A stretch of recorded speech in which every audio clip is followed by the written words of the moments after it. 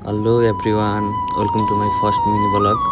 आज चाहिँ म बिहान 6:30 बजे उठेँ अनि ब्रस गरेर हातमुख धोएर म चाहिँ काममा जान रेडी भएँ। हाम्रो कम्पनी चाहिँ 7:30 बजेदेखि स्टार्ट हुन्छ, तर 7:15 मा भित्र गइसक्नुपर्छ किनभने एकछिन एक्सर्साइज गराउँछ। अनि म चाहिँ लागेँ कम्पनीभित्र। एक्सर्साइज गरेर म चाहिँ लागेँ आफ्नो काम गर्ने ठाउँमा। गएर फर्स्टमा लाइट अन गरेँ अनि हाम्रो कम्पनीमा चाहिँ यस्तो भाँडाहरू बनाउँछ अनि मैले चाहिँ यो मेसिनमा कटिङ गर्ने काम गर्छु। अब चाहिँ म पन्जा लगाएर कामको लागि रेडी भएँ अनि आज चाहिँ मैले कटिङ नगर्ने, सामान प्याकिङ गरेर पठाउनु पर्ने छ भन्नुभयो। त्यसैले म गएँ फेरि प्याकिङ गर्ने ठाउँमा। हामीले चाहिँ यो भाँडाहरू बनाएर यसरी प्याकिङ गरेर पठाएर अर्को कम्पनीमा गएर चाहिँ अनि कलर लाएर बाहिर जान्छ।